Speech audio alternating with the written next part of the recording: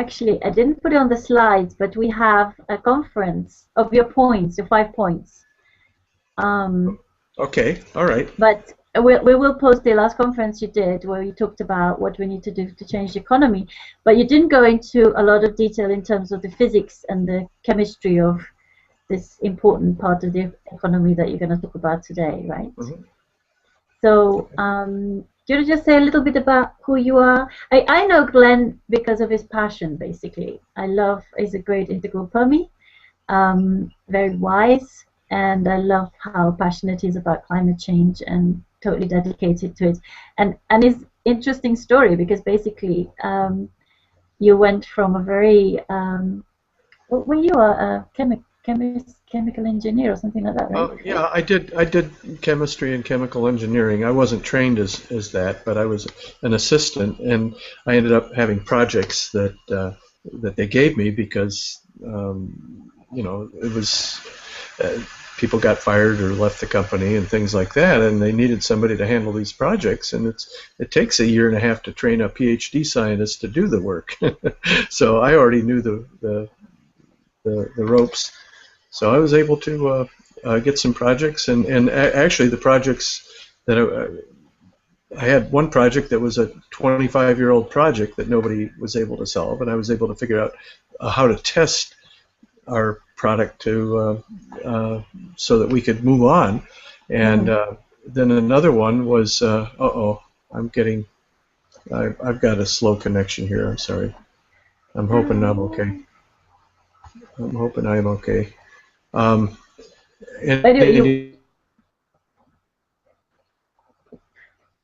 on. What I'll do is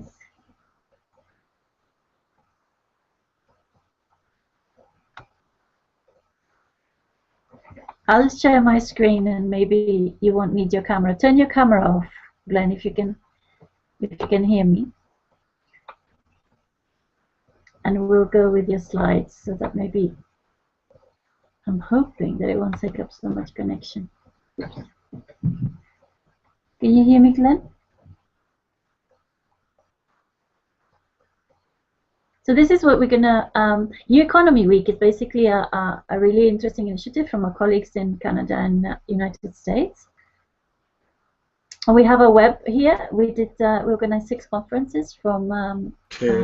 Are we still there? Now you're there. I'm yes. there. Okay. Something happened. Maybe when you have a slow connection, just turn your camera off. Okay. Okay. Okay. Because I then may do that. I'll use. Let's see. So basically, you went from being a chemical engineer to having sheep outside of town. It's just really interesting, and I really love that kind of innovation, because you're doing real important chemistry now, right? Which you're going to explain to us about. It's a lot different. A lot different. And this is and the questions that we're focusing on, there's like 7 questions. It's kind of one for each day, but the one that's most appropriate for this talk, I think, are these. You know, how can we catalyze public conversation about the need for systemic change and the viability of economic alternatives that put people and the planet first? Especially when we put the planet first. And how can we connect and learn from successful experiments, pilot projects, and campaigns to build broad-based power and effective transformation at scale? I'm just wondering, his connection is slow. What can you do to make it better? Yeah, just not have your camera on. Well, okay. I see myself, so the camera must be functional. Turn it off. There's at the top. There's a thing saying camera off. Are you not? No, I can see the slides now. Okay. You should be able to see the slides, right? Okay. Can you see the slides? I can, yes. Now camera off. Let me get my. This is okay. Turn camera off. I'll just turn it off, and hopefully that'll help. Okay, good. Okay, so let's. Is there? Oh, and you'll tell us about what you're doing, right? This is the first slide in this one, right? I guess. This is a bit of your how you got here. Okay. Yeah. Right. Like I said, I spent probably almost 35 years in industry doing technical work. Part of that research in polymers and part of that electronics mainly troubleshooting and diagnosing and things like that.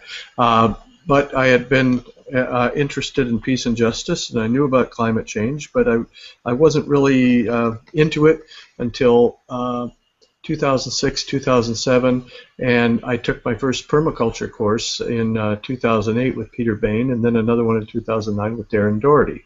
And I knew about soils and how powerful they were at sequestering carbon, and so a lot of the stuff turned from the backyard permaculture and a lot of trees and shrubs to more landscapes with grasses and animals, and so that's what I started working on more, and I'm still very much interested in trees and shrubs and forestry, agroforestry, riparian areas, silvopasture, alley cropping, a number of windbreaks, whatever is appropriate. But I think the grasses are also very appropriate in many places. So I focused on that, and I've okay, as it says here, I did some training with Dave Jockey and Mark Shepard. John Kemp is an agronomist, and Dan Kittredge, also an agronomist with Bionutrient Food Association, holistic management training. I've taken the carbon farming course, so that was a month plus long thing. I took most of the modules of that, involving soil biology and agroforestry and grazing, holistic management. There's a Coursera course with the University of Chicago online called Global Warming with David Archer, a top climate scientist, and that helped solidify understanding about all these climate systems that are at work. And it's not just emissions that are causing climate issues, in my opinion, from what I got out of that. There's a lot of evapotranspiration that happens, and that's a cooling process, and an enormous amount, actually. And clouds have an effect, and so nature has a number of types of effects on the climate. So anyway, after about 2011, I got some sheep, and now I have 3 cows that are part of a 5-cow herd now that I'm sharing with someone else nearby, and hopefully we can do some dairy after the next calf comes next spring. I love how after all this education, this is like doctorate level learning in this subject. The conclusion is get some sheep and some cows. Well, part of that is that I'm testing some of these ideas. I have done a holistic management plan and with the sheep, and the grazing plan seemed to work very well, actually, and I'm very impressed with that. And I haven't been able to actually get that level of planning with some of the other sheep systems I've been kind of forced to do because I don't own the land. But and the cows have responded also well to just basically not so much planning, but understanding the grasses and trying to keep things moving so that there's plenty of recovery of time and there's no overgrazing whenever it's at all possible, and the grasses have responded. And I've managed a couple of cows and a handful of sheep on 1,500 square feet for much of the summer, and I've supplemented some hay because that's very small acreage. But still, to see those grasses recover and grow rapidly is just amazing. And so that this stuff works, and that anytime there's photosynthesis, you're getting a lot of sugars in the roots, and they're producing soil carbon and soil biology, which is an iterative type of thing. It kind of feeds on itself, so it's got the feedback, and it's saying, hey, produce more of this, and now the soil is feeding the grasses even more than it was. So that's what happens when we have this good cycle going. Have you got photos of your successions? Because I know they're not in these slides, but did you? I have. A couple of things here and there, not much. I have some. Well, the picture I have here was when I was on somebody else's corn, and in Indiana at a field day. But I also have grasses that are that tall. This from this June. Right.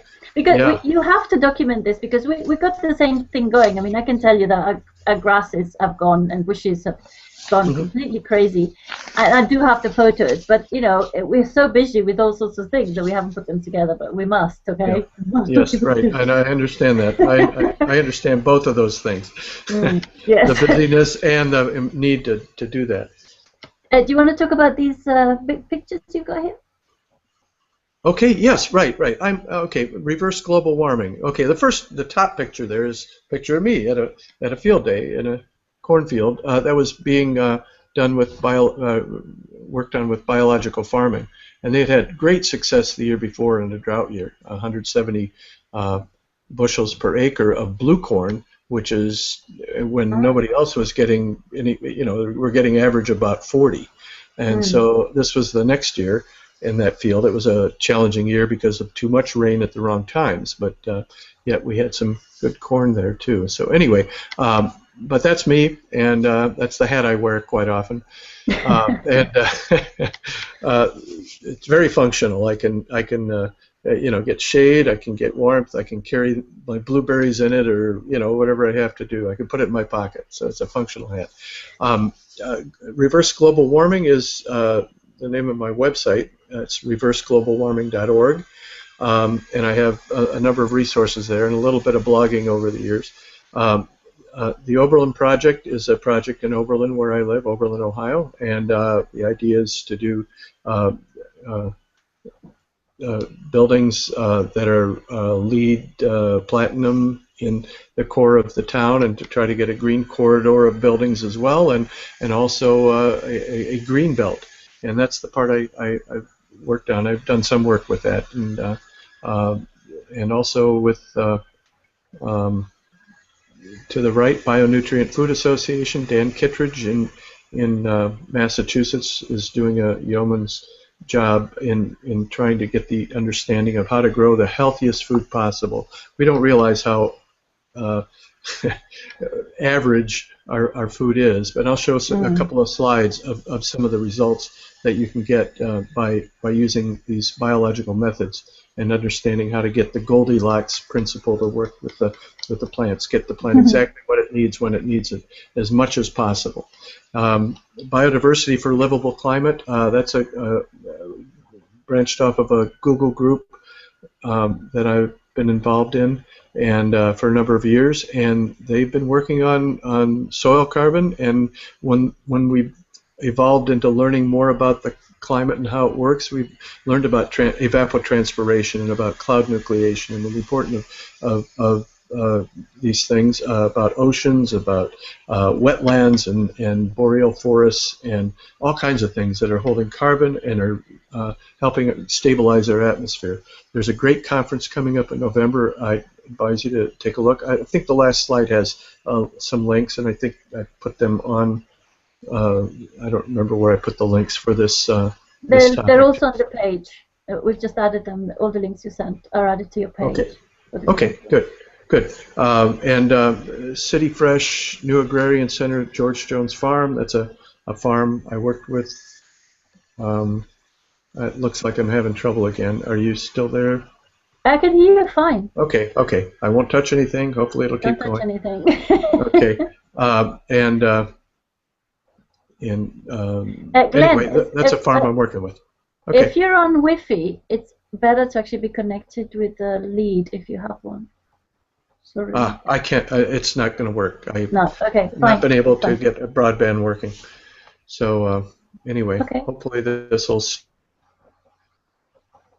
We'll pray to the internet gremlin.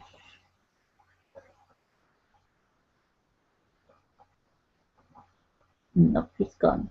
Uh-oh. Please do put questions in the Q&A slot. Okay. All right. You just have to press the green button, apparently. And then when we'll have breaks between the slides, and we talk directly to Glenna. And please ask lots of questions, because it's a lot more fun to make advantage of this direct live thing. Okay. Yeah, we got you back. I'm back. Yes. So I guess that's that slide. I've been working on the George Jones farm to help them get these biological methods going, and they do some permaculture on their own, and I have some of the livestock there. But their productivity is more than doubled, and using these methods, and their start of the plants were excellent. We saved the eggplant early on because we recognized what was going on, and we fed extra minerals and foliarly and with drip irrigation, and they've had eggplants all season, and they just harvested, just even after the frost, another 50 pounds or so of them, and they just keep coming. It's been great, and we saved the day in June because of the understanding of biological farming. So I'm ready to move on. Next slide. Unless you have something you want to stop me. No, okay. I deal with climate change, and climate change is a big issue, but I put this here just it's kind of an introduction to the idea that climate change is there. It certainly is a problem, and we do need to deal with our energy systems and emissions. But I'm going to go on to the next slide. It's not everything. If you read the Millennial Ecosystem Appraisal assessment from, boy, it's going on, I don't know, maybe 8 or 10 years now, they've noticed that there are a lot of things that have problems, and we're going to exceed planetary boundaries in a number of these things very soon. Climate change is actually number 3 on their list here. You can go on to the next one. Next slide. Hang on, can you explain what is that? Oh, okay. It's really not obvious. Okay, yes, right, you're right. Yeah, what this shows is the red is how much, and the Earth is kind of the limit. That says, okay, we've gone past the limit of the Earth being sustaining us in terms of biodiversity loss, which is basically extinction. And that's part of the biodiversity loss, but we've lost enormous amount, and we are extincting at rates thousands of times more than we used to. So we have gone well past that limit, that planetary boundary. And same with nitrogen cycle. These other things are in danger of going beyond them sometime soon. So the phosphorus cycle, freshwater acidification, those kind of things are also in danger. But climate change isn't the only thing there. And it's critical, but extinction will do us in if we don't deal with that issue, which isn't all climate change. There are a lot of things causing extinction. And same with desertification. Most of the dry lands of the world will be desert here soon. They're saying that only 25% of Africa will be fed by African food in another 10 to 15 years. So, what's the nitrogen cycle? That's the number 1. Right, that's actually what number 2. Yeah, diversity loss would extend a lot farther if it could. Oh, I see. It's not okay. Yeah. But nitrogen cycle, yeah, I think what they kind of arbitrarily left the boundary at how much nitrogen we're producing artificially. It's more than what nature fixes. So all the nitrogen fixing in soils and using legume trees and plants and nitrogen fixing bacteria is enormous. But we actually have taken more nitrogen out of the atmosphere than nature does. So they called that a boundary. And what has happened, of course, is there's plenty of pollution due to these artificial fertilizers and damage to ecosystems, and it takes an enormous amount of energy too. So. Okay, so kind of like we're emphasizing climate change, but the picture's a lot worse, right? Well, yeah, climate change is one thing, and that's the thing that we tend to focus on. There's Eileen, I think it is, Eileen Crisp has written on this, and she's saying, hey, wait a minute, there's a lot more things that are very important. We need to attend all of these. I can hopefully send you a link when I remember to do that afterwards. But the great thing about, like, you know, the people who work on this, especially people like you who know the power of nature. I mean, although it's a lot worse than it's even presented, there's, you know, you are working on it because there's a lot. We also know how amazing nature is if we get our act together and listen. And right, and I'll deal with. I hope I remember to deal with how we, you know, how we can use that power of nature to make things happen. Okay, so yeah, essentially what I was saying is there are a lot of problems. There's really no planet B. There's extinctions already, and they've been happening for centuries actually, due to mismanagement and habitat damage, and we are indeed desertifying at enormous rates and deforesting. So I can talk. Should I go to the next one? Yeah, go ahead and go to the next one. So okay, I did a little diagram here on, you know, that emissions are actually part of the climate system and a carbon cycle, and then those are climate systems are just one of many Earth systems, and many of these things are in need of restoration.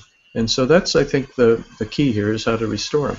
But, you know, it's not like we're trying to, you know, fight all these things and to make things happen, but we're going to try to work with them. I think we have to understand that being a part of nature that we are is an important thing, and that that's how we can tap into that power, by actually being a part of it and seeing what our niche is and what we're supposed to be doing, what our tasks are to help nature. So that leads into the next slide.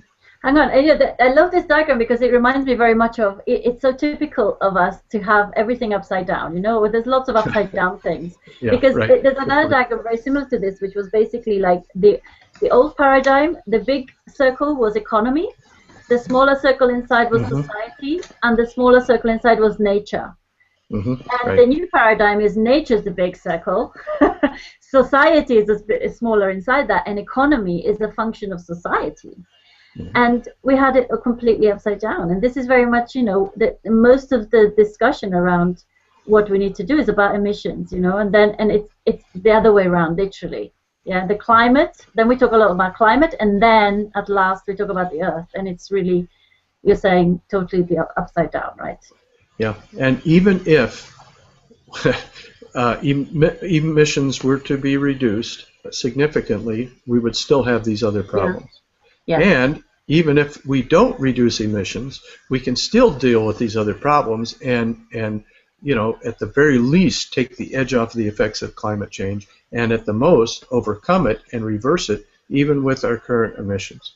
So it's not only upside down, it's also completely irrelevant in the bigger scheme of things. Yeah, in the bigger scheme of things, it is, I think, an important thing that's happening, and we have to deal with it, but it's certainly, you know, not the whole thing. And if we don't deal with these other things, we're going to be in as much trouble as just climate change would be dealing us by the end of the century. Yeah. So no, but I mean, we have to deal with it. If effectively, you know, I mean, how many scientists are saying this? That, you know, even if we sorted out emissions, we'd still have these problems. That makes emissions actually irrelevant, given that we have so much else that we should be focusing on. You know, it literally is irrelevant. Yeah. It's significant for some things, but it's actually not going to change much in, you know.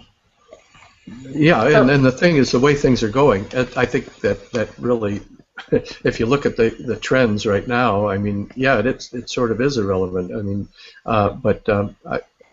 so what is it with humans? I mean, are we stupid or what?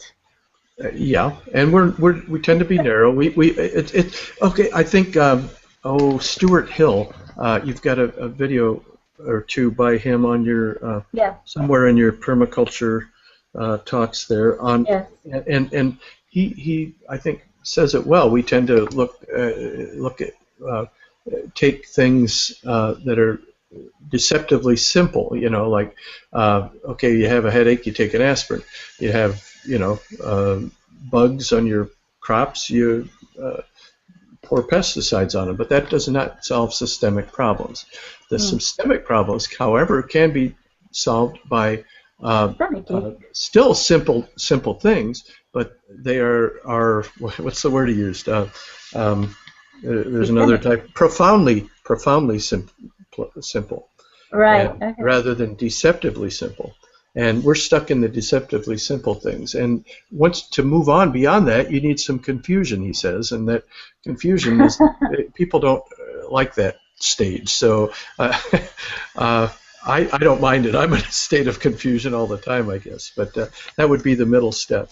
But we got to get through that confusion to understand the simplicity of the real solutions, the underlying systemic things that we need to change. I think you're comfortable with confusion because that's part of the creative process, and you are an innovator. You know, you're basically an engineer, and so we know if you're a creative person, you know, we know. I mean, I love confusion too because it's like, wow, I don't know yet, and I've had enough experiences of like something emerges eventually, and it's really exciting to be able to stay with that and keep looking, you know, keep open and keep listening and keep learning.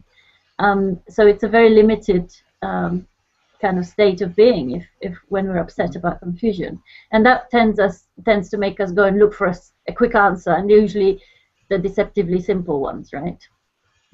Yes, yeah, well, right, typically so. But you know, you can take the aspirin analogy again and say, well, aspirin doesn't cause the headache. So if you start looking for causes, you know, you're not going to find it in the aspirin or in the pesticides. They aren't the causes. Not having pesticides is not the cause of insects on your crops. So lack of aspirin is not the cause of headaches. Right. Okay. Exactly. Shall I go on to the next? Yes. Okay. Yeah. So, you know, I put this on here. It says, "Ask the Earth," and I think that's really something I've learned to do. It's and I think, you know, the permaculture training was part of that, especially when I got on the field with Mark Shepard, and then my eyes really got opened wide. We were looking at landscapes. We did some vegetative analysis, so we're looking around and for clues as to what would grow well and what is nature trying to grow and what is nature not trying to grow. You know, and we tend to do the opposite of that. We tend to try to grow things that want to die and try to try to not grow the things that want to live, and you know, and that happens all the time. We're always weeding things, we're always cutting things down, and you know, trying something else instead of what nature wants to do. So, but on that field, you know, I saw the slopes of the land and what it was saying, and I got it, you know, and boy, and that opened up, you know, other questions about how I can ask the land and all that stuff. And that's been a few years now, and I've been doing that. So the next slide can demonstrate what I'm talking about here. Okay, if you saw, like in the upper left-hand corner, if you saw that kind of land, and you would ask, oh, it's got to be very dry here, and you have cracks in your soil, and nothing is growing, and I know that's not what you really want, but what can I do to help? And if you ask that kind of question, you know, and you're tuned into, and you're practiced in some of this stuff, you can sort of feel that answer. And it would be the same for me as it was for the fellow that did this. It's break the crust of the soil. The seasonal rains will come in a few months, and if you break up that crust on that soil, then the waters can penetrate, and when the waters do penetrate, some will penetrate here, but not a whole lot of things will grow because of all that crust. So it allows water to go in, and it allows the seeds to germinate and grow. The seeds have been there for decades, and they've been dormant. They're just waiting for the opportunity. They're waiting for us to do the work we need to do, what we're called to do here. And fortunately, somebody saw that and took a keyline plow, a subsoiler, that just kind of goes into the hard, crusty area and breaks it up, and it doesn't disturb the all the soil. Deserts make this crust kind of to protect it too, but to get things to grow, we need to, you know, get that crust broken, and look what happened a year later. Grasslands. And if we keep grazing it, that'll keep the crust broken up. It won't get back to that. If we don't graze that, those plants will oxidize for over a period of a number of years, and the soil will dry out. There's nothing to cycle it. There's going to be less and less biology to hold the soil. So this was before hold the grazing. water. Yeah, and this may have been before grazing. Probably wasn't any grazing there yet. But my guess is that that season they'll probably be getting some grazing in to knock that down and to prepare it for the next rains. That's what's amazing. And this is, and there's lots more places that they've done this. I've seen it done with different types of plows as well, and it's just astounding. Yeah, and this shows, I think, too, the power of nature, and in a very simple, profoundly simple solution. It's just nature just needed one thing to happen, and we can provide that. And look at what happens. And the thing is, a lot of people have criticized Alan Savory for not answering the question, the famous question, one of the famous questions that were asked in his talk, like, how do you feed the animals when there's nothing there?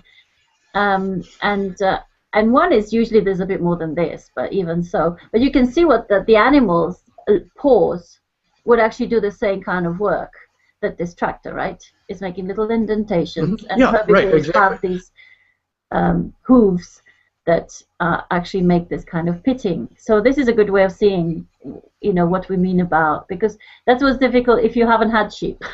It's difficult to understand, well, won't they just compact the soil? And it's like, no, they actually do this kind of little holes that help the rain go in. And it depends on management, and we can manage to improve things, or we can allow overgrazing, or we can keep it controlled in such a way that would mimic nature, what nature would do, and keep things moving before they get to the point of being overgrazed. Yeah, I mean, even sheep passing through here, and they do. I mean, especially goats, they will nibble rocks. I've seen goats in Fuerteventura. Eating God knows what, but they were eating something, and there was no grass there.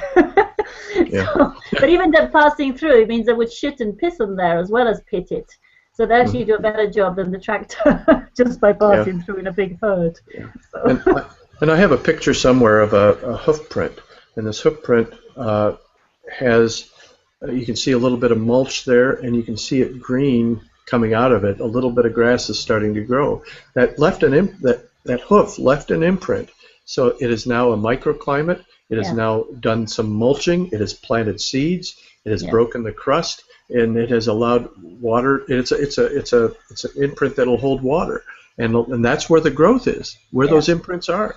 Yeah. So there, and then of course the cow does the urinating and manuring and everything else, and so we get biology and mineral cycling. And that's how the system works. That's what nature is doing. We don't have to do much. All we had to do is one pass.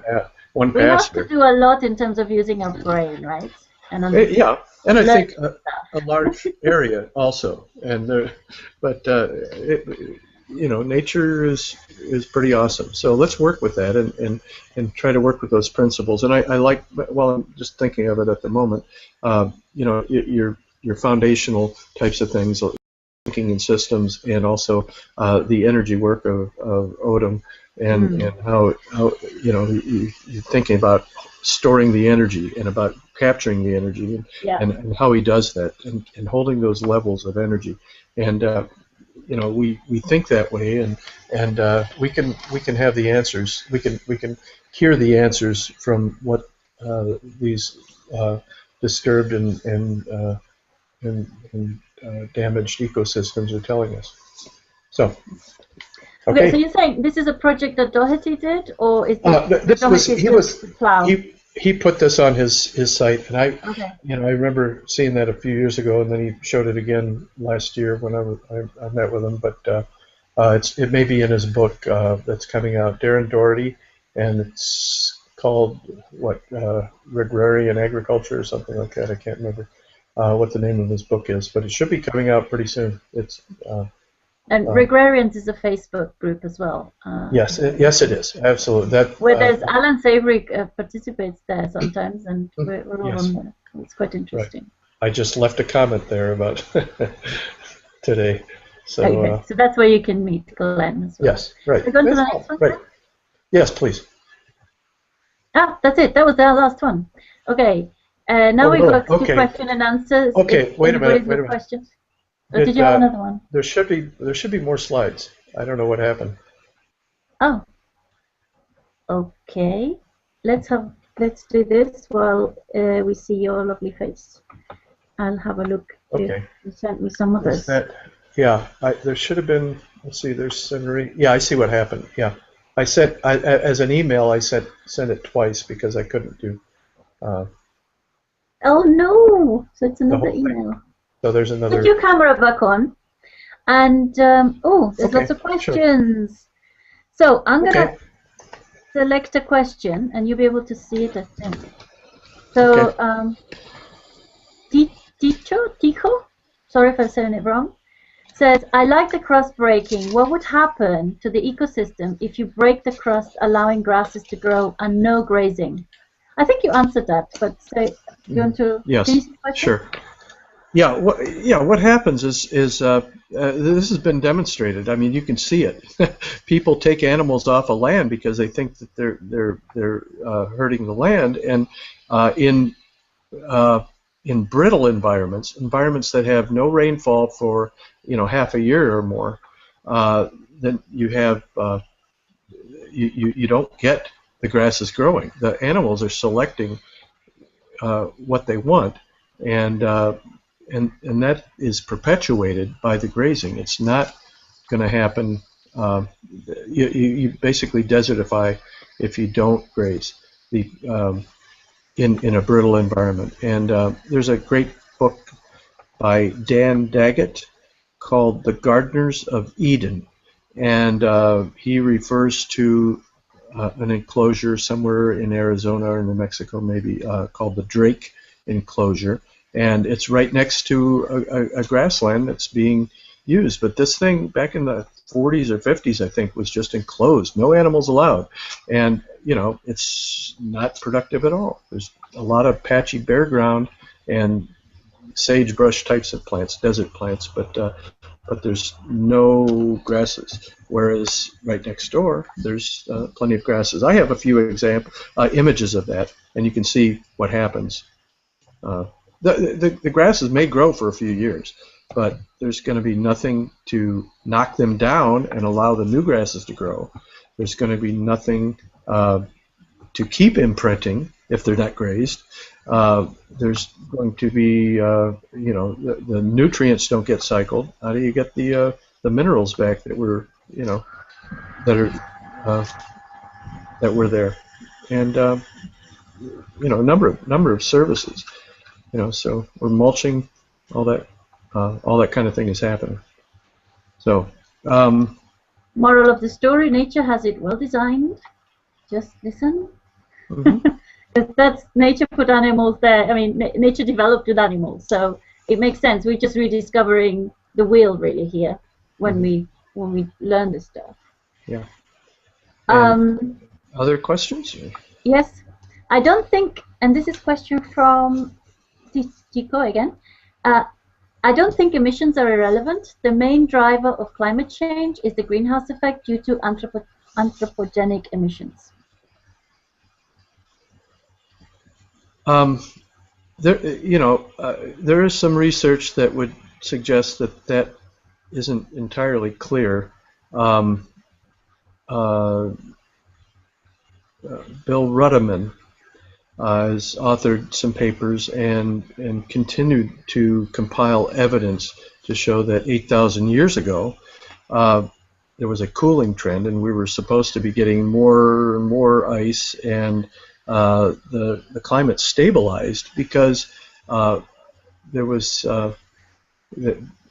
because of modern agriculture, basically, starting 8,000 years ago. Trees were cut down, forests were cut down, and burned, and that added carbon to the atmosphere. Then 5,000 years ago, rice cultivation started, and flooding those rice paddies caused methane emissions because there was an anaerobic process going on there because of the flooding. and that methane in the atmosphere caused other rises, and and there's been correlations between when when there are plagues, for example, and when there are and when the atmosphere and when the planet cools off.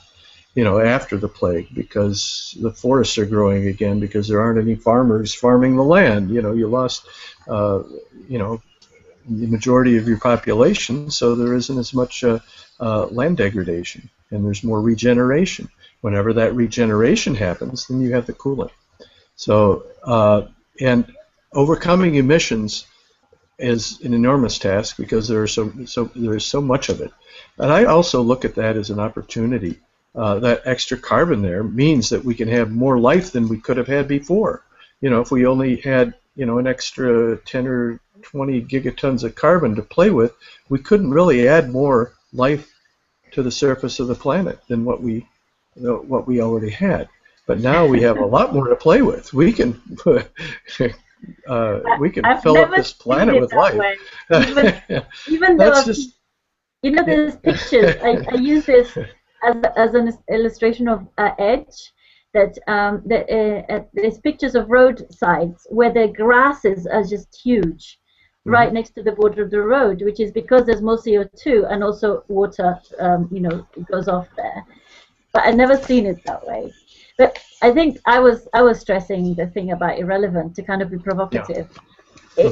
It's relevant because we see these graphs that say carbon emissions are going up this, and and this is the problem, and climate change is following the same. But see, that's just a curve of industrialization and the destructor culture, which has been doing a lot more things other than emissions. Yeah, it's also been destroying soil, which is what would absorb those emissions.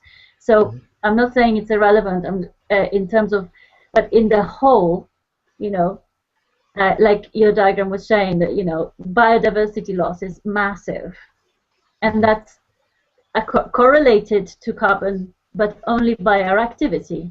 Yeah, because in producing all that carbon, we've used fuel to destroy ecosystems basically, but it's the ecosystems that we need to recover to redress the thing. If we took all that carbon out, but we didn't redress the balance, then we'd be like pissing in the wind, as the English say. It's like we'll still go down, take the planet down the toilet, basically. Yeah, right, exactly. Oh yeah, absolutely, no question. I mean, I like numbers, I like spreadsheets. That's one reason I like that global warming course with David Archer. He gives you lots of 80-column spreadsheets and trying to model the entire system, on these spreadsheets. And but I've done this with desertification and with extinction rates, and take various extinction rates and various rates of desertification, roughly what's happening.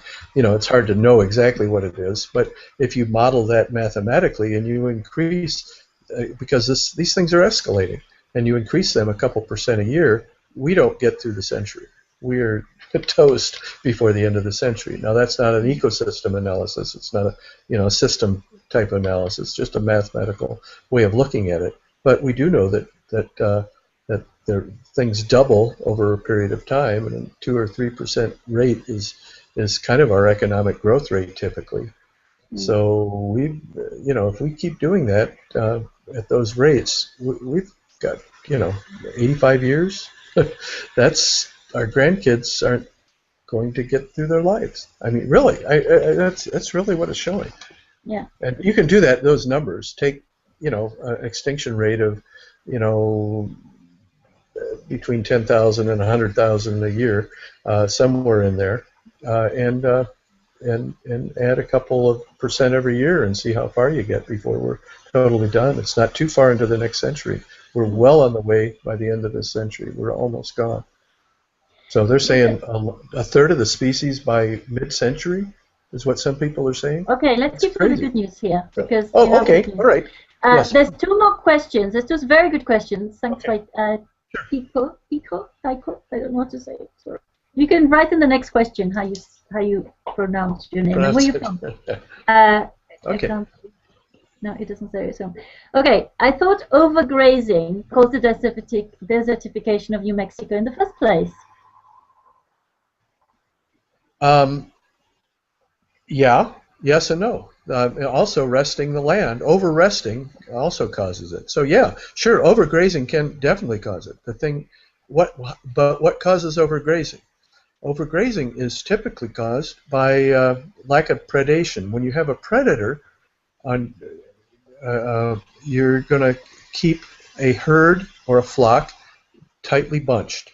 And that tight bunch is going to do a lot of trampling. The manure is going to be everywhere. It's going to get slippery and wet. and they won't want to eat any more grasses. It's going to look ugly. It's going to look like, look like sin. But those animals will move. And they'll find the next bit of grasses. And they're so bunched that they only have time to take one bite.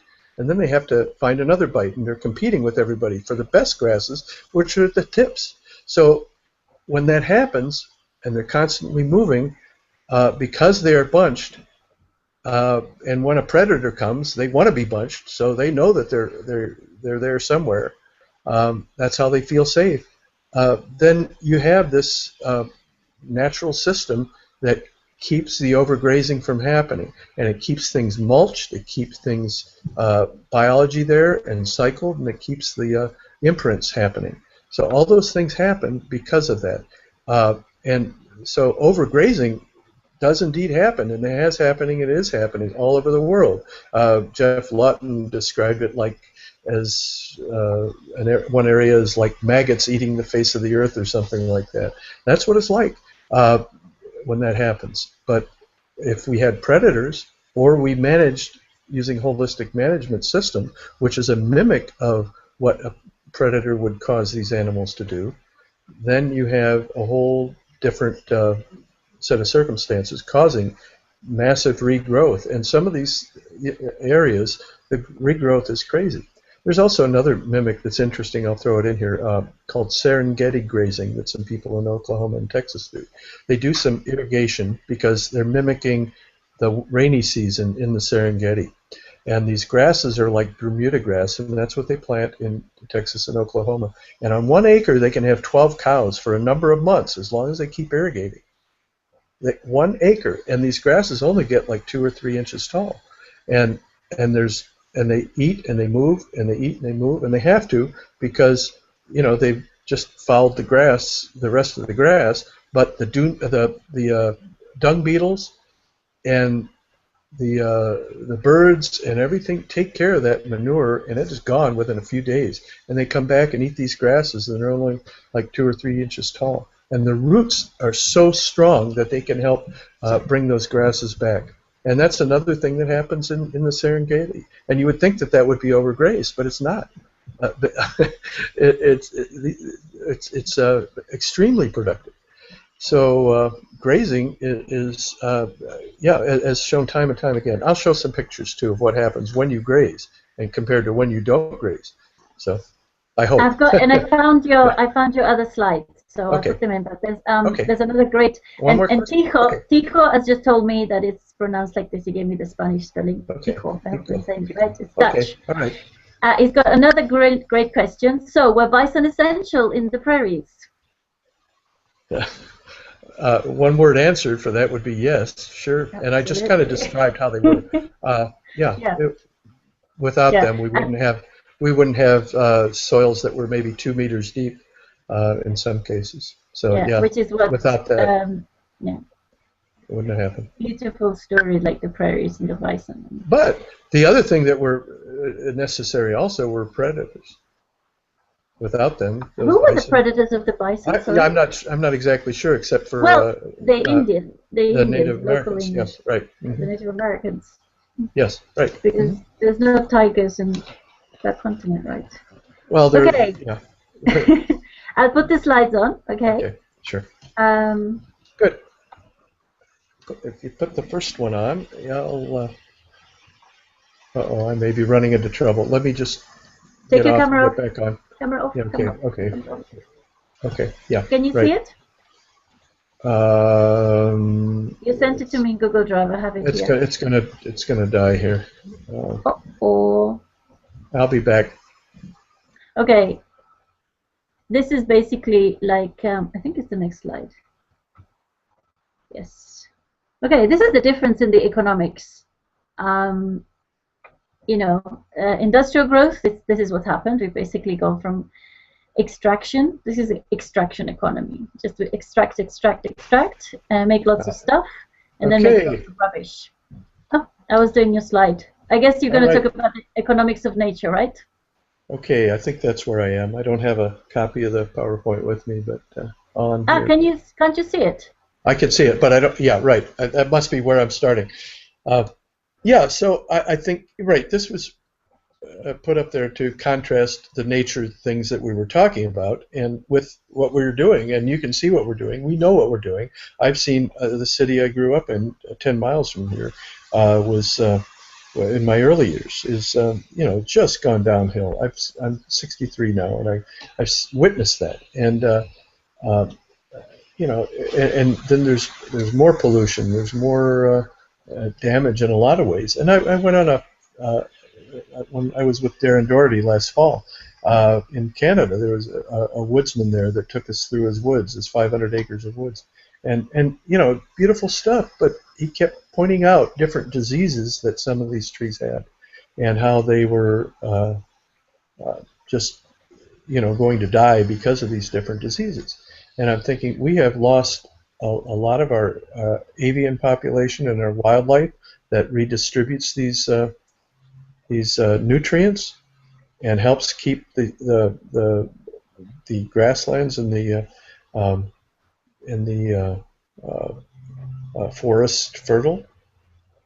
And now we're changing our wind patterns, so we aren't getting the dust that we were getting from different places, or the mist from the sea carrying minerals back.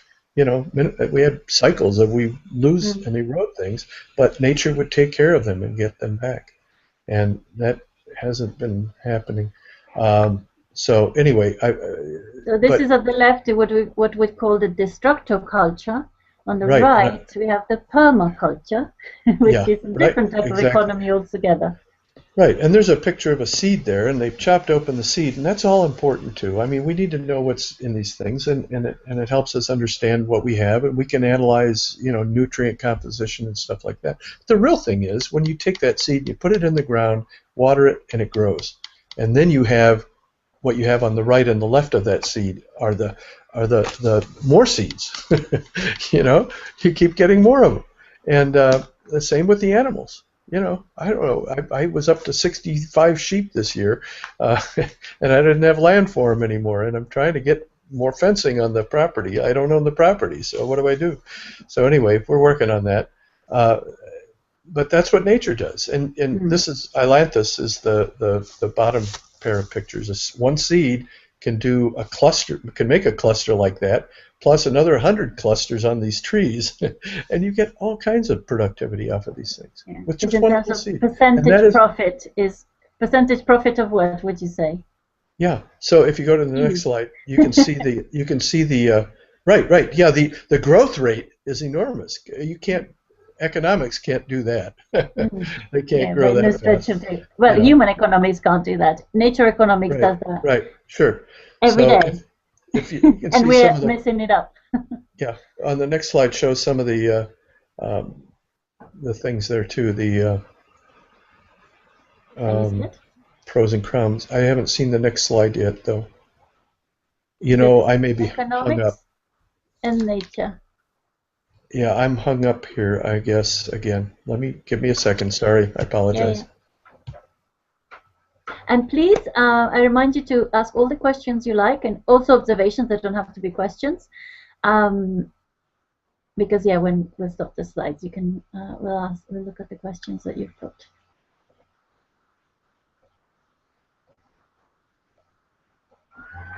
So this is a comparison of a comparison of human economics and nature's economics. And it's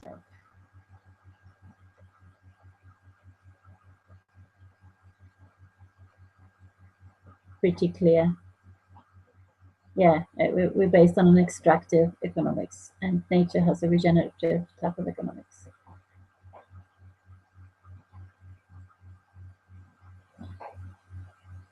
And that's why, I mean, energy driven, you know, the energy that drives natural systems and, you know, and the earth, when, you know, with happy humans on it as well, it's not just, you know, is and solar. So and free, well, free.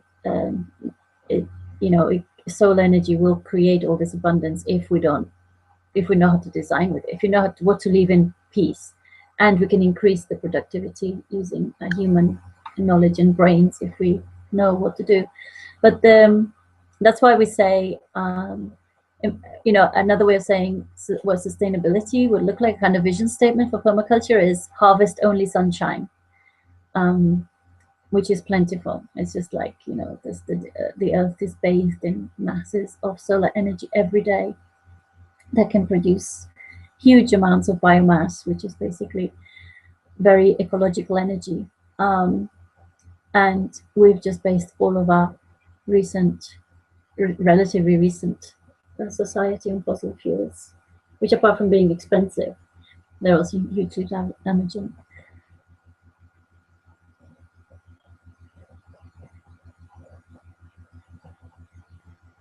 Let's see if Glenna is here.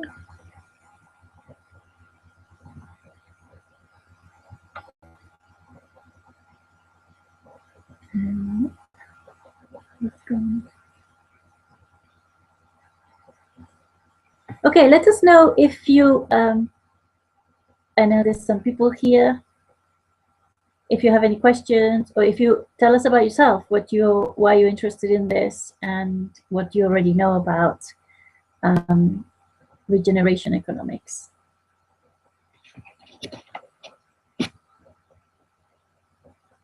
And I'll have a look if I can get my colleague to try and get Glenna on. I know I had some difficulties before.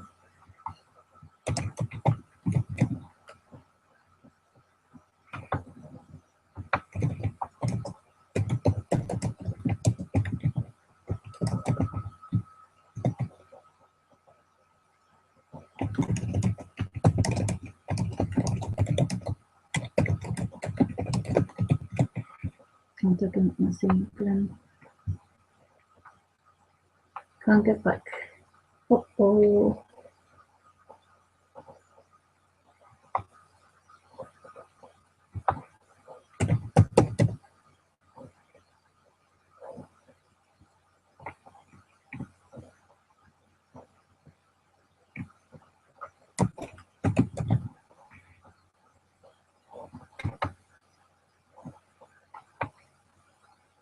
Okay.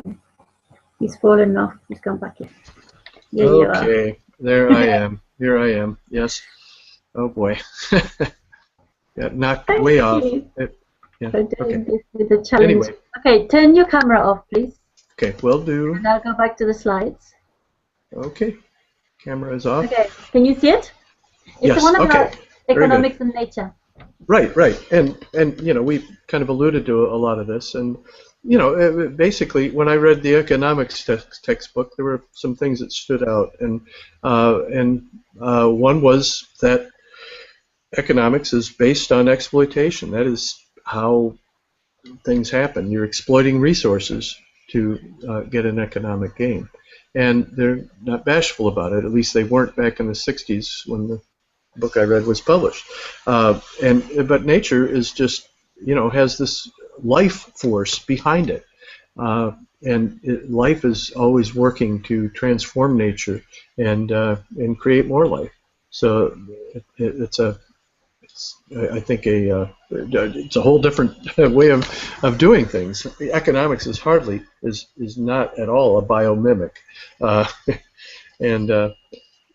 you know, limited resources, that's something that economics talks about, unlimited wants and limited resources. But, you know, if we limit ourselves to our needs, and then, you know, nature's going to provide the abundance.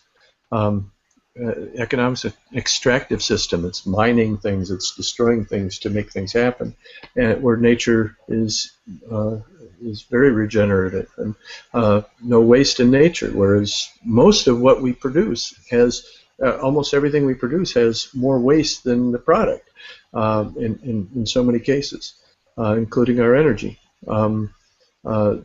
Energy. I almost put it's cheap, but yeah, it's cheap in terms of the price you pay, but it's expensive when you consider all the costs.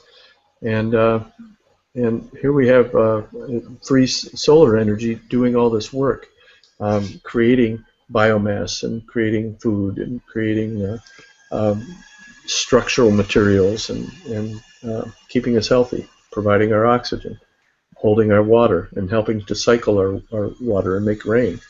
So, boy, the cost is expensive when we try to do things that we try to do as compared to free with nature. And yeah, if you want to move on, that'd be fine. I'm ready. Okay. And all of these are correlated also to our mindset, because when you have an extractive economy, things are limited, and then we have a very a poor, what do you call it, a poor consciousness, Right. So, and when you're around nature, you just get it, that it's totally abundant, and it's ridiculously abundant in fact, and it just changes how you think as well. Well, I met Donnell and Cody Holmes from the Rock and H Ranch in Missouri back in 2010, and I checked out their numbers, and it came out to about 1% increase in soil matter per year, and I did some calculations and said, hey, that's a pretty good amount. And you got 1,000 acres? Boy, that's a lot of carbon. So not long after that, I'm reading about all these college students, and they have these energy competitions every year for 3 weeks, and they're supposed to save energy and measure what they save, and come up with the numbers and compare them to different schools and see who wins. Well, all of those students together saved over 2 million pounds of CO2 over a 3-week period. Well, okay, of course, the Rock and H Ranch, you've got to calculate for the year. That's what they get every year, 1% soil organic matter increase. And this was a 3-year period. So you annualize that, and you also convert the pounds. It's a lot of pounds, but it's not a lot of tons. It's only 1,300 tons of CO2. But multiplied by 52/3, you get a number. And who do you think wins? The ranch or the students?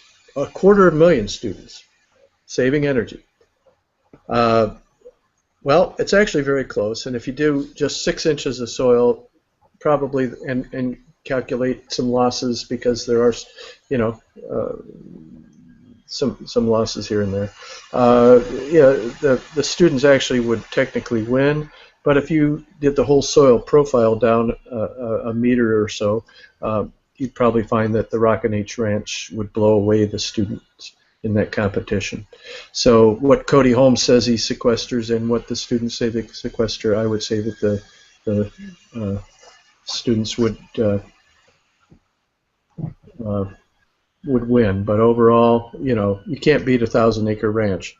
It takes millions and millions of people to overcome all the ranches in the world if they're in energy savings, if you're in carbon savings, if you're doing what they do. So what kind of things were the students doing? What were the students doing? Oh yeah, all kinds of stuff. They would maybe unplug their soft drink machines or something.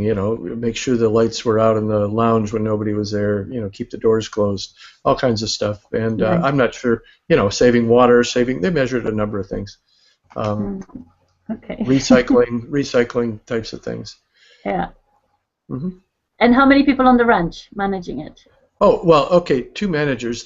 What they've done is they've been continually gravitating toward kind of a shared type of system as they're integrating more things. Like if they wanted turkeys on their property, hey, they're doing plenty to manage their property already.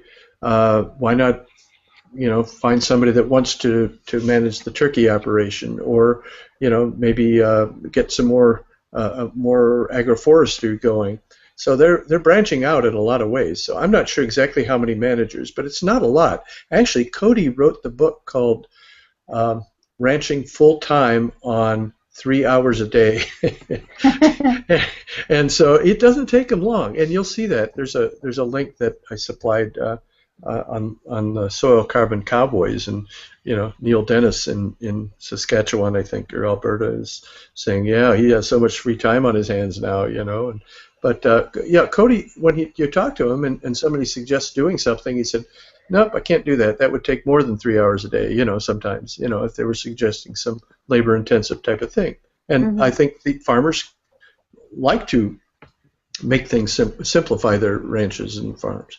So you get very pragmatic very quickly, and you have a farm. Yes, absolutely. Right. What was this one about? Average U.S. yield versus potential. Okay, yeah, right. Okay, you see a number of question marks there, and I took those out of another slide that I had that showed what a geneticist or a breeder would call the genetic potential of a plant. Now, one of the things about nature is nature's been doing this for a long time and has been doing some breeding and has been very successful at it. But we've selected for certain traits and, tastes and things like that.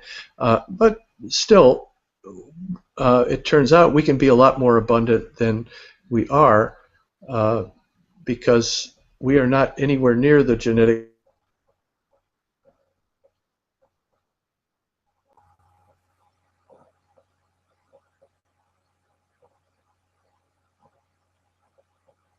Oh.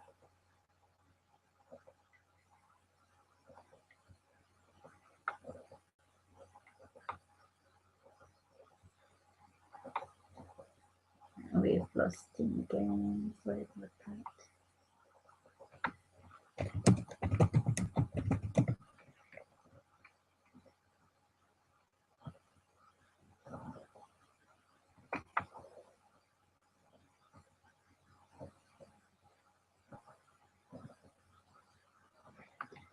Okay, let us have your questions, if you have any. I'm trying to see if you can come back on.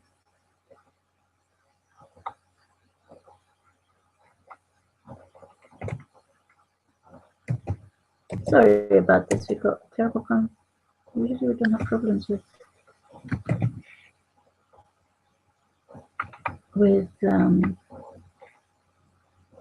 Skype and that, but this takes a bit more. There it is again. Okay. Okay, sorry. Remind me to do something different next time. Okay. Okay, I don't know if you got that about guessing what you think might be the genetic potential. But what do you mean by genetic potential? Okay, right. Okay, for example, here's an example. Okay, a corn grows ears, and some plants will have more ears than others, and if you look at how many rows, what's the maximum amount of rows of corn you can have on that ear of corn? What's the maximum amount of kernels per row? And how full can you get those kernels? So if geneticists have measured what happens to corn and they say, oh, this can have 14 rows, and we're normally getting 12, but we could have 14. Or some of these plants have 6 ears, and some have 8 ears. We normally just get 2. So you can do the multiplication there and come up with a number for genetic potential.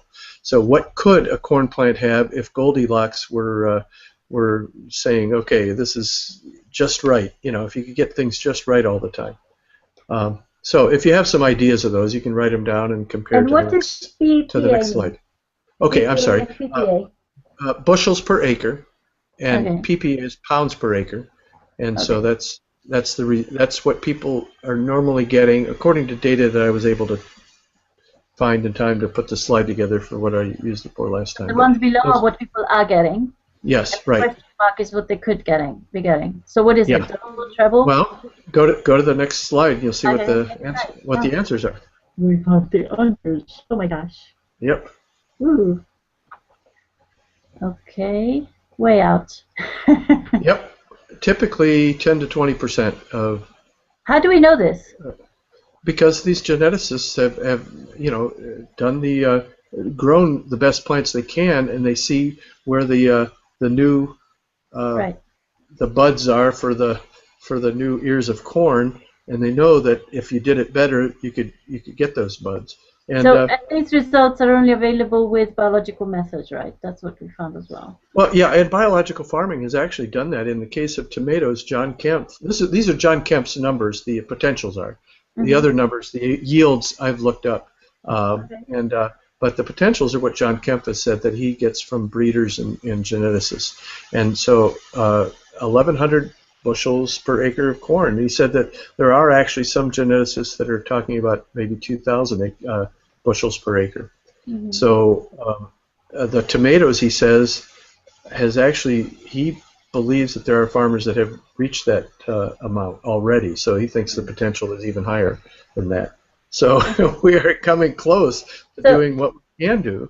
Yeah, and there's a beautiful video. I actually watched the blueberry one that you sent us, which is on your page now. Yes. And yeah, this guy actually shows you these absolutely amazing bushes of blueberries with blueberries as big as, I don't know, Go on to the next slide. I might have taken a slide, and it might be the next slide here. No, it's not yet, but it's coming up. Yeah, this is the one. These are the blueberries. They look like they're the size of a plum, for goodness sake. Yeah, and look at the clusters. He's able to get the plant has decided I can grow more than just one cluster per branch, and look at what it's doing. Look at how long that cluster. That's 2 feet long. Usually you get just a few inches of a cluster. Crazy. So that's what I mean by potential. This is extracting carbon, right? Because these are made of carbon. So. Yeah, right. And also, what's happening is when you're growing, all those healthy leaves are photosynthesizing more carbon, and that's going into the soil. So you're growing your plant and you're growing your soil with photosynthesis, and that CO2 for the photosynthesis comes out of the atmosphere. CO2 and water make the plant. 99% of some plants are from CO2 and water. Minerals make up a much smaller fraction. Yeah, but vital. Yes, yeah.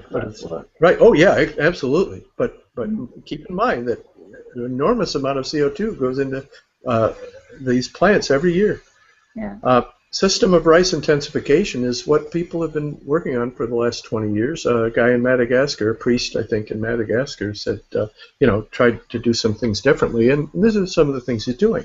They're not flooding their rice paddies anymore. They're irrigating, which has its own issues, but they are getting plenty of moisture. But that less flooding means less methane also, and more carbon in the soil too. And you're holding that soil because they are doing things like compost additions and things like that. And so the record of rice production is it 20 some tons of 22 point something tons of rice per hectare, and typically a peasant farmer would get 3 to 4 tons. With fertilizer you get maybe 6 to 8 tons, and these people in Burma are getting 22 tons. So many times the yields using different methods. Just asking what is needed. What does the plant really need? It needs, it needs water. It needs sunlight. It needs warmth. It needs CO2, and it needs minerals, and it needs biology to get the full expression of that. I'll just briefly explain. I don't think I have a slide here on this, but getting minerals into plants, you can do that with inorganic fertilizers. But it's not very effective at getting. It's not very effective at building the plant, because if you break down your microbes, you have the building blocks to build the plant. You might have amino acids or peptides or parts of the secondary metabolites. Maybe you have some DNA fragments and things like that. And instead of going out and cutting down the trees to make the lumber to build the house, you already have the lumber and you have some frames already made. You can slap that house together a lot more quickly. Same thing with soil biology. the microbes eat each other, and they end up with humus and these metabolites, both of which can be very useful in getting minerals into the plant and getting the building blocks to build the frame of the plant, to build the fruit of the plant so much more quickly. So the biology is critical, and the right amount of minerals delivered biologically is critical. And then you do these things. These things will happen. You will get increased yields, and then your soil will improve because of that, because the fastest way to build soil carbon is actually through photosynthesis and pumping that carbon into the roots. John Kempf has an article, I should list that link to, called Carbon Induction, and that is what he's talking about, is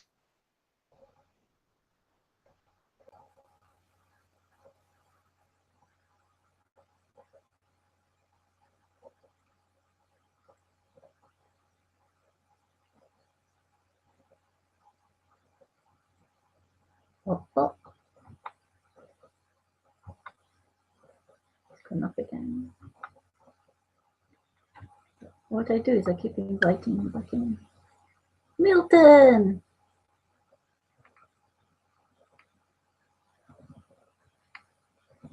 He's giving instructions. Thank you.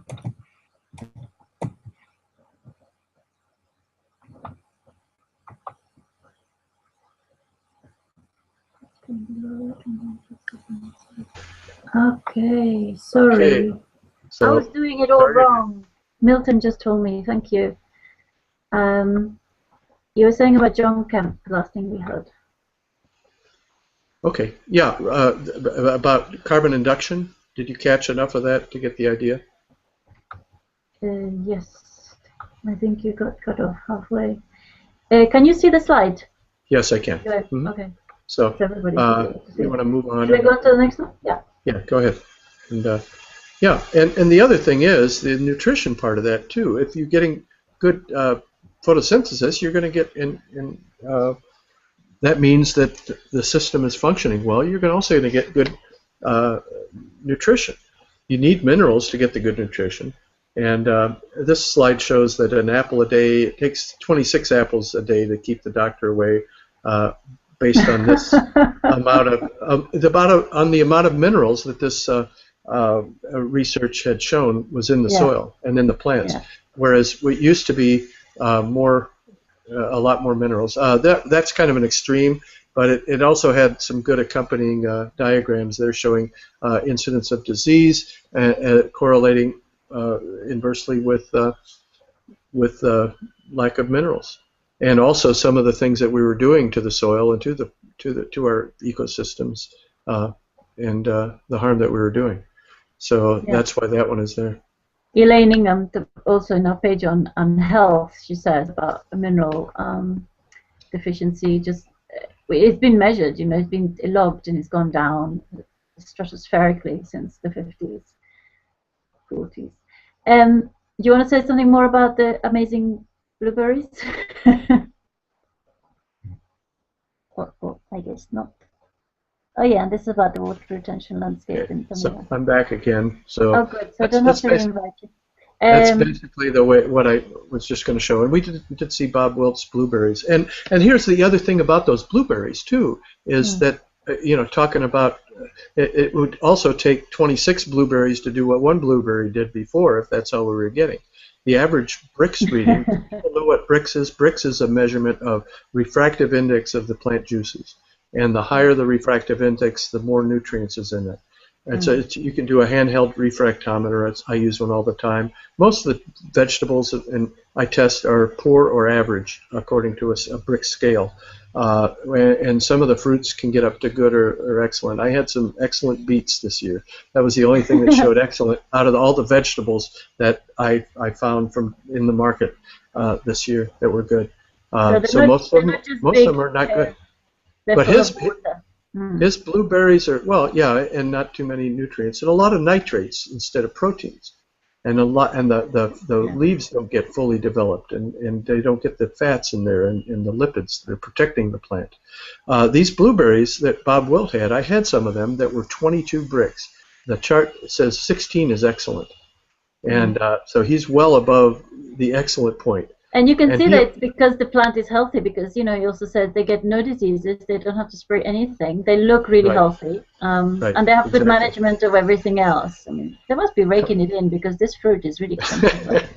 Yeah, and he gets top dollar. And I bet. And, I mean, any kind of blueberries are expensive, but, you know, they're that quality. Right. So, Tamera, have you ever been there? No, you haven't. I have not, no, but I've I've read about it and seen videos, and a couple of those videos are on the list too. But yeah, basically this is kind of the work and the water retention landscapes of the brainchild of Sepp Holzer, and there's a link there about him too. Yeah, we have the video up on your page. Yes, and so check it out. And what the idea is you know, he'll build like small dams, like, you know, maybe an acre or two of land or something, maybe more, but not large dams like you see for hydroelectric power and that kind of thing. It actually creates more trees than you might lose in the landscape. The idea is that these things are semi-porous, so that the water will plume outward. And as water flows into the pond or lake, it also flows underground outward, and trees and shrubs and plants can take advantage of that. So you can rehydrate a landscape by a smart use of the hydrology, and that's what Sepp Holzer understands so well. I mean, there's a Holzer brand of permaculture that he has branded, and so anyway, you can take a look at it. I mean, what's amazing about Holzer, he's like lived on his landscape all his life, and so, you know, he's on his family farm, so he's done a lot of observations. So it's not so much Holzer permaculture as nature permaculture, really, and he's been a very good observer and you know, applied those things. And if you look around that area, there's a lot of math slide. Okay, I like math. Right? I'll explain it. But if you look across the landscape in that region, you know, Extremadura and the areas where the savannas are, the savanna regions are drying out, and I think partly because there's less topsoil, and partly because of overgrazing.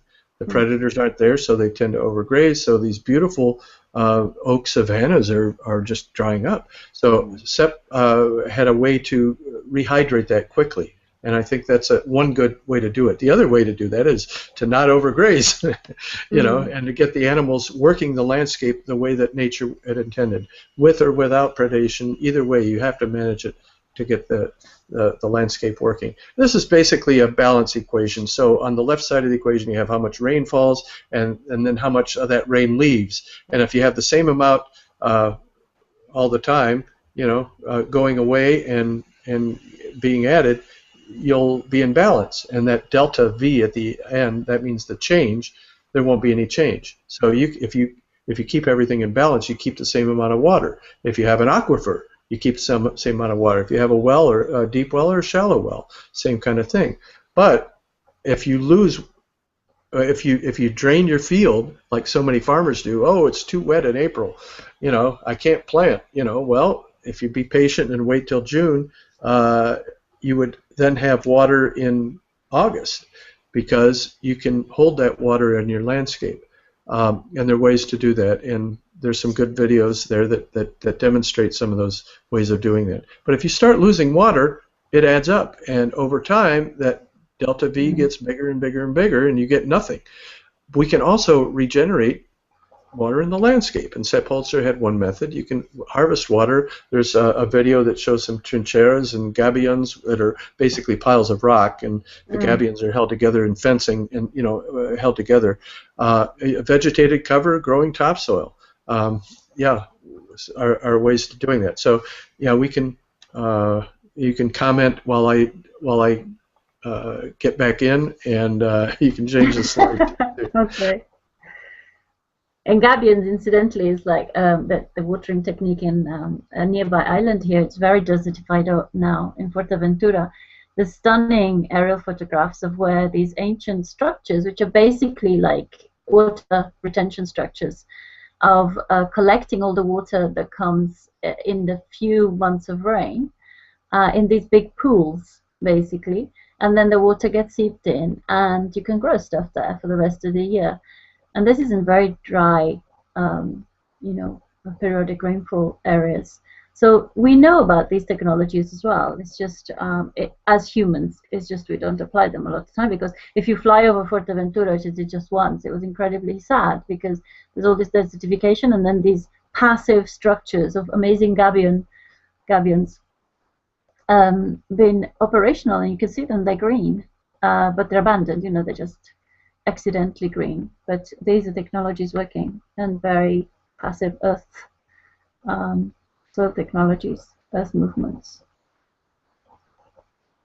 Okay, this is basic soil health principles to keep the soil healthy. And yeah, one of the things we want to emphasize by putting this in the economy week, New Economy Week, is that new economy has to absolutely understand and come from the soil is primary. You know, Lyra Keith has a great way of saying this, that we owe our entire existence to 6 inches of soil, and keeping that soil healthy is absolutely critical, and that's what we've destroyed mostly. Civilization is a way of making deserts. So keeping the soil covered, nature naturally would keep the soil always covered, and we have this in our farm around here. You know, you can see we have wonderful slides. We do all this in the, you know, the soil basics in our permaculture courses, very basic stuff. We have some very impressive pictures of how local recent tradition is that keep the soil bare, keep it all clean. And our fertility right next to it, you can see, is just astounding, because we actually do exactly the opposite. Minimize soil disturbance, again, you know, this mania of moving the soil, or putting big tractors in there and aerating it actually kills all the microbes off.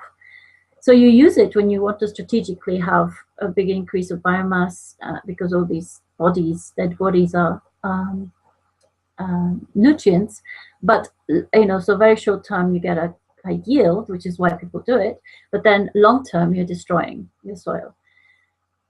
Crop diversity, again, this is all mimicking nature. You know, it's like monocultures are just incredibly expensive in terms of energy. It takes a lot of effort to keep them monocrops, and it's because nature's trying to create balance. You know, it's and that's how it's designed. And plant continual life cover, and livestock integration. You know, so there's basic things, like animals are also, this is all imitating nature. And basic economics. We've been, Hi. Glenn, Hi. I went through all these points, but also like saying that this is basic economics, you know, and the problem that you could summarize the problem we've had in the world, like with people who do economics have no idea about how soil works and the basics of nature. That's why it's completely upside down, completely crazy, because our lives depend on this organism. Very good, very good. Yeah, and this is basic things here, and it's mainly, you know, just nature wants to populate the landscape, and cover crops are a mimic of that. And if you have diverse cover crops, you're basically doing what nature is doing, but you can also plan them to have different depths of roots and different heights and different functions. And if you do that, then you can actually accelerate the regeneration of the landscape and of the topsoil. And people have experimented with one cover crop at a time, and they turn them under and keep doing that kind of thing. But no, if you keep them there and you don't, and you just maybe strip till, or you know, or do a no-till drill that just basically plants in your cover crops, you might have to mow them, or they might be terminated by the winter. But if you can keep cover going, your biology in their soil doesn't get disturbed, and then you have a lot more rapid start to your growing season, and a lot more rapid topsoil development. So bioliteracy is just basic as well to healthy economics. To the new economics is like people, but everybody, not just farmers, but especially farmers or people who want to do this work. But everybody should know this stuff. This is like, Oh yeah. planetary chemistry over one, right? Like, know the planet you live on. To me anymore it seems basic. This is where you start from. I'm not telling you all the little tiny detailed secrets that you have to, keep learning over time. I'm just telling you some of the basic stuff. I think people should learn this. I mean, and in a Russian society, we would learn this before learning to read and write, really. Just by, in a traditional society, I think yes, right. Yeah. You would, and I think this slide is great. It really shows you, they hadn't had hardly any rainfall in May and June in North Dakota, where Gabe Brown is. He's one of the soil carbon cowboys. So if you watch that film, you'll see what he has to say. But I've heard him talk and met Gabe and talked about his soil, and he's over 11% organic matter. I mean, my soil started at 1.5%, and I'm up to like 4% now. Wow. But he's up to 11+% organic matter, over 4 feet deep topsoil, and this can hold, And what did he do? Is this with animals or without? Well, he also used animals. I don't know if he does that on his entire farm, but his 11% was with animals, as well as cover crops and other crops. I mean, he can plant a crop and then bring the animals in and let them graze, or when he has cover crops, that's one way to terminate them and get ready for planting. So you just have to work with the system and figure out the best way to manage. I mean, we're managers. That's what we should be doing. We should be managing these landscapes to improve them. Because if we don't do it, it's not going to happen. We saw what happens in deserts. They don't. Which is what I love about permaculture design. It is design. Designing. Yes. We have to be thinking, and it's a very complex design. There's all these factors that you have to take into account. It's not difficult. It's complex, but it's not difficult. Right. But you need to do a lot of studying and a lot of observation. You need to just be around people who are passionate about this as well, and live with these animals and plants. Because I mean, when you were saying manures and stuff, in my head I've got this picture of all the manure that our sheep produce just where they sleep, because we take them out every day. But where they sleep, I mean, it's a problem for us, because it's so much work to take that stuff out. And it's only because we don't let them out at night at the moment. In the future we will, but we have to do the fencing and stuff. They produce an enormous amount of compost. I know. Oh boy. We've got a handful of sheep, So if you live with these things, if you live in a natural environment for long enough, and again, I stress long enough, because there's people who try to learn permaculture by going doing, doing, doing, doing, doing in lots of different places, and it's actually the prolonged observation that you learn from.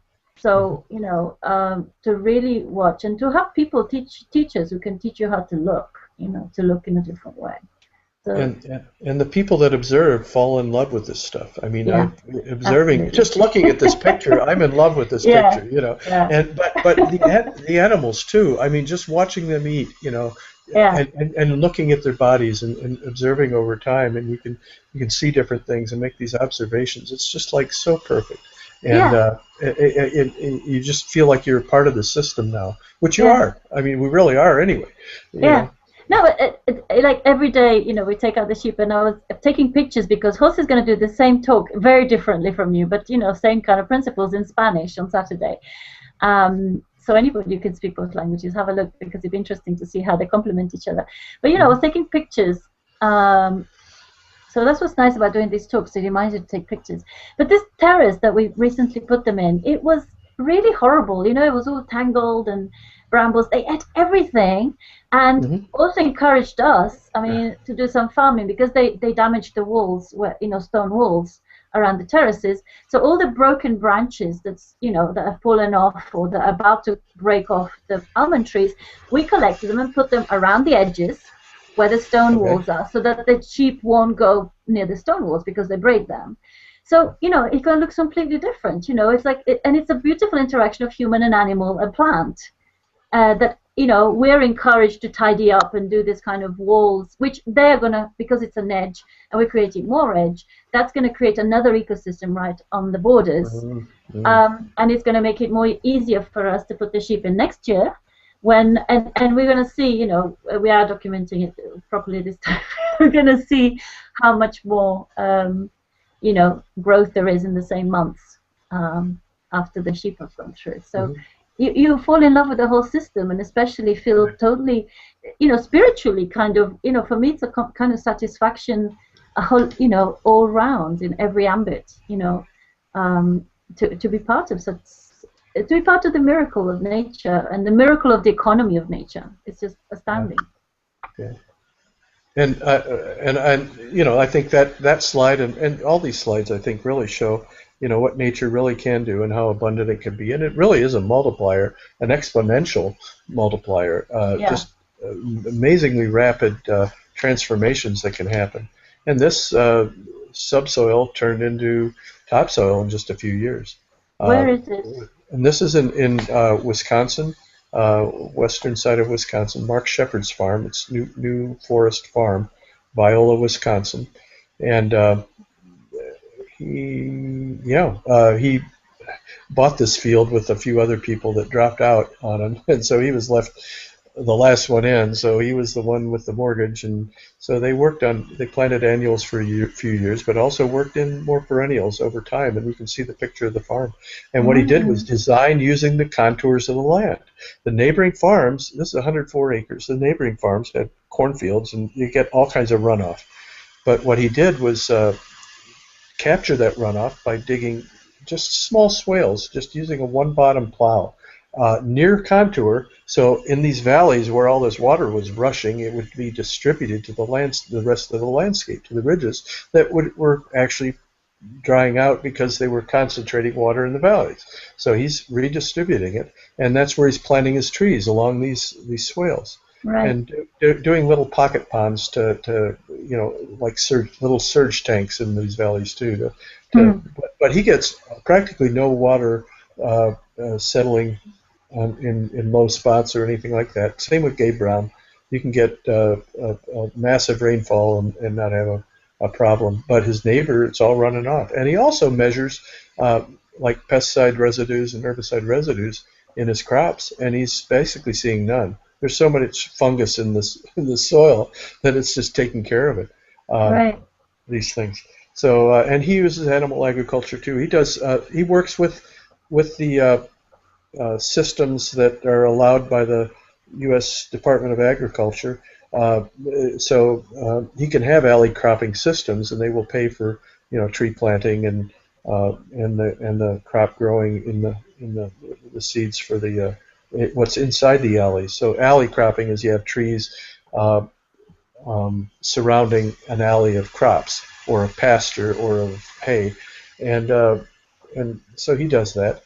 But I think he said something like 4% or 4 acres, I guess, roughly 4% of his area might be annual cropping, but the rest is perennial systems.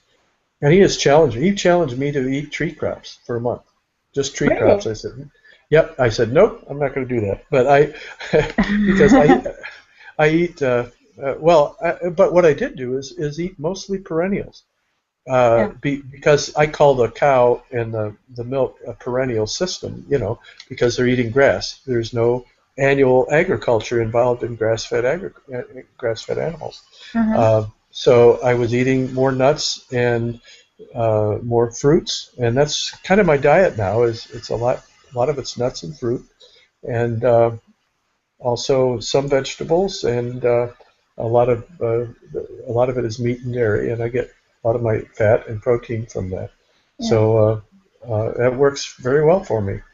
And this picture is beautiful because, one of the most depressing sights in the world to me is this kind of horrendous flat landscapes of squares that have been destroyed. Mm-hmm. Right, and, right. Here you can see a transition and, of like round natural shapes that, are kind of in harmony with the landscape instead of these horrendous flat square things, and it's a mini vision of what it could all look like, isn't it? And that's not even starting. Right. You know, that's just starting. Yep. You know, eventually you won't see it for trees, but I hope.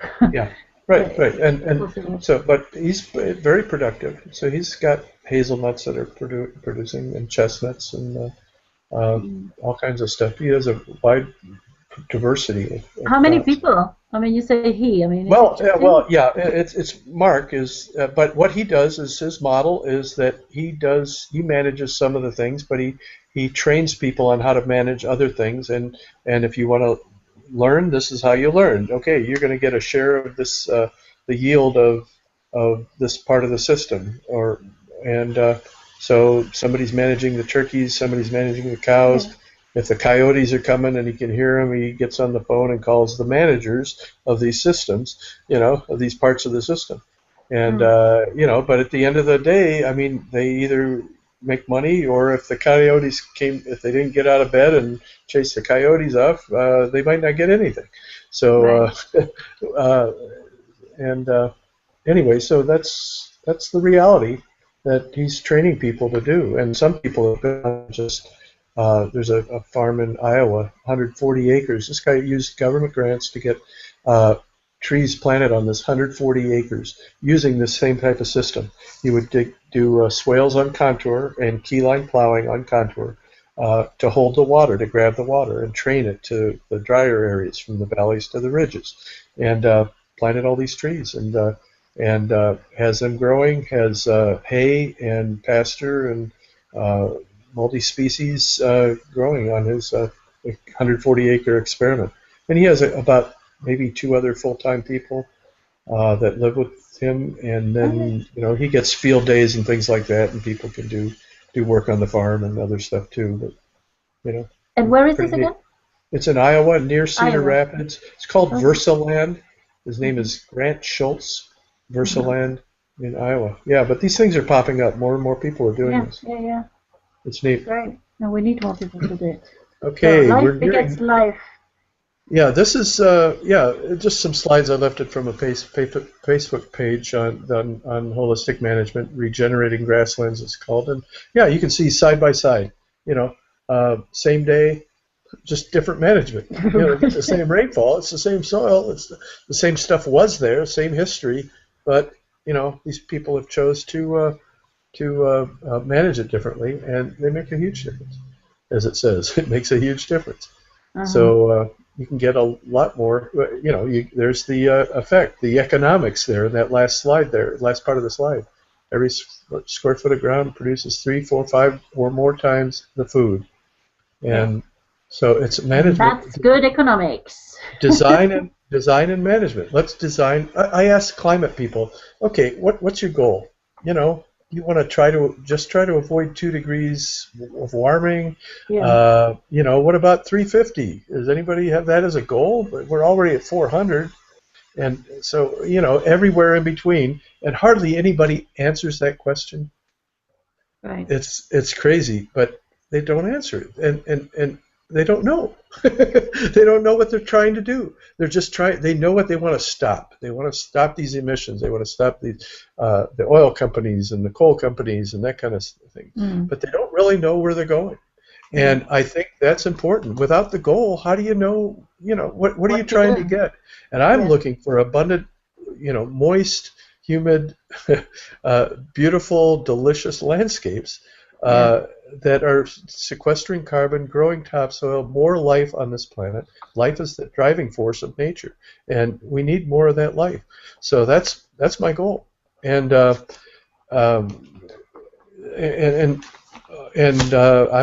hoping that will result in the climate goal that I also have. Of something that's much better than what we have now, more stable and less atmospheric carbon, because we put it more into more life. So, that's the kind of economics that I think about, that drives me. I don't do much grocery shopping or buying things. I don't make a lot of money, but it's the. And in terms of like minimax and multifunctioning, because it's like, okay, so if it all goes to pot, you're living a wonderful life just trying it. Yeah, exactly, that's the thing exactly. as well. It's like, sometimes people get really like, especially, we get city people come here sometimes and they're like, oh my gosh, it's great what you're doing and stuff, and they can't quite understand why we're not despairing, even though we give them the figures and we know we're very, sanely aware of what's going on. But it's like, hey, I'm putting everything I can into this. I'm having a great life as a result, and Mhm. of course I want to, I want to stop climate disasters and everything. But and that's why we're doing these conferences, because we're living these solutions, but loads more people can have loads more interesting lives and interesting jobs, like work. Some of these people you listed at the beginning, the ranchers who are doing very well. Salatin, I don't know. No, you didn't put Salatin, but Salatin is Joel. a great businessman, Joel Mhm. Salatin. Yeah. Um, Mhm. and we have all these videos, so if you don't know about this, please, please, this is the most important information in economics ever. Yeah. Right. In this website, ecoinversion.net, if you just put Mhm. ecoinversion.net, you'll get to the Spanish side. You just click the English.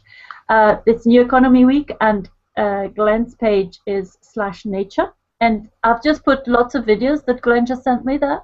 And I'll also put some links to our ebook, the Integral Permaculture book. And also we can put links eventually to, because Glenn is in the next year going to start teaching permaculture on his farm with the Integral Yay. Permaculture Academy. So you can actually have the pleasure of his incredibly interesting company. Yeah. the, So if you look at some of the links here, one of those, again, I just want to remind people about what the people are in Boston, and it's actually a virtual group. So all over the world, people in Australia and people that work in ocean coral projects and all kinds of people involved in this, the biology or biodiversity for a livable climate, bio4climate.org, and a conference coming up, and they working hard, and whatever support you can give that would be great. I think they're really we'll trying put to the get, link as well on your page so and everybody I has the think same. more of these groups are really trying to get to the not just do the external quadrants, but the But the internal quadrants, which is about consciousness and how we think about these things. If you have any questions, please put them quickly because we're going to end soon. Thanks, Milton, for giving me the. I hope there's not a horrible bit of just black screen in the recording. Thank you, I didn't know that.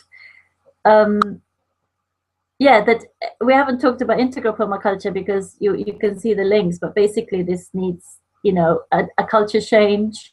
It needs us to work in the collective domains as well as the internal domains a lot more. It's not just a question of what we end up doing. And in terms of like eco businesses that are worth going for, this is one of the most valuable things. Is we need more small scale herders, not even farmers, herders. You can sequester probably. I don't know the figures, and I'm gonna. That's my question to Glenn actually, in terms of how much carbon you can sequester. We know that this was a surprise for a lot of people when some figures started coming out. But in terms of Glenn, I was thinking about like in terms of eco businesses, what that that we need more small herders rather than farmers. But the figures in terms of farming, even this super abundant farming versus grazing. What's the difference in terms of carbon and soil production? Would you say? well, okay. Here's something else. I wanted to put another thing on there, and I forgot on the links. There's a nice slideshow by David C. Johnson at New Mexico State University, who has come up with a composting method where you don't turn the compost. It's still aerobic because it's loosely packed, and you make sure that because you pull these tubes out during the process. and you keep it moist, making sure there's water every day. It's always got to have at least 60% moisture, and you cover it with like a porous landscape cloth. So if you do that, you can grow the biology without interfering with it by turning it or letting the edges dry out or anything like that. And also, so you're supporting these microbial communities instead of destroying them every 4 days or however often you turn it. And you get highly humic compost and highly biological compost.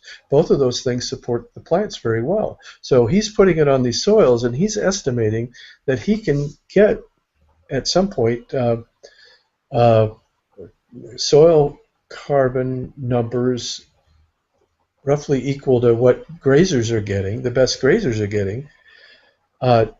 Cover crop people like Gabe Brown are doing what, but he's also using grazing. But even without that, the cover crops themselves, if you're farming with cover crops and you're not tilling, you're getting some of the same, results. You're pretty good. So grazing is extremely powerful on these grasslands, and but these other methods are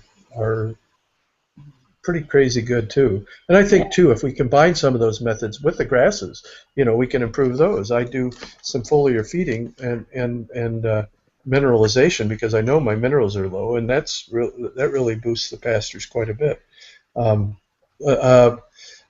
let's not forget about forestry. Tropical forestry is very potent and can grow rapidly, but it seems to be best done in community settings, and and where they can do their own nursery and manage their own sites, because these things don't just grow without some kind of support. So you need to have supporting plants. That's what permaculture teaches you, in order to get their ecosystems right. And then in boreal forests, if you look at the vegetation in the world, and the amount of carbon, and it shows up green on the maps of carbon in the world. The northern forests that stretch across North America and Europe and Asia, and the north, those are the most carbon-holding spots on Earth. Per acre, it's actually wetlands. Wetlands. Per unit area. So all these things play a part. Eucalyptus can grow pretty you need rapidly. To know your climate, you need to know your landscape, the soil has got something to do with it. So, it was a silly comparison. There's some, things that people use for ornamental grasses that could be used for biofuels and things like that. It can hold an awful lot of carbon. Algae are very potent also. But in a way, what I think that, to me, this conclusion is coming out differently than I expected, but for me, it's like the most important thing in terms of it's the information. We need this information out there a lot more widely and applied. We need also to support people in applying this, because as you were starting to say when you got cut off about integral, about all the quadrants, because it's, even if you know all this knowledge, to put it into practice and to create a business out of it, or to support yourself by creating abundance in nature, massive chasm to cross, and for that you need a community. You need people to remind you of the knowledge and how to apply it. And we need to create the culture in our communities out there in the world that support this, because in a way we're very fragile in this tornado of a destructor culture. These units of sanity have to be protected.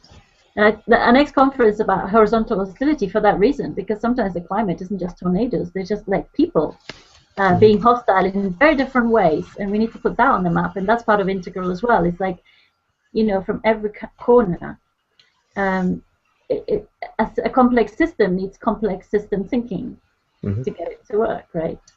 Yes, right. Good. Well, and thank you. I don't know if I got cut off when I was saying, thanking you for providing this opportunity for this kind of thinking, and for me to share as well, and for other people to hear this. It's great that you've come to this point, and that's what we're doing. Very gracious. So thank you. Thank you very much. And we hope to see you on the website that I just gave you, and the one you can find underneath this recording and as a link. There's lots more resources which Glenn has sent us, so and we'll put some references where you can go and find out more. Mm-hmm. Thank you ever so much. All right. Good night. Very good. Take care. Thank you. Bye-bye. Good night.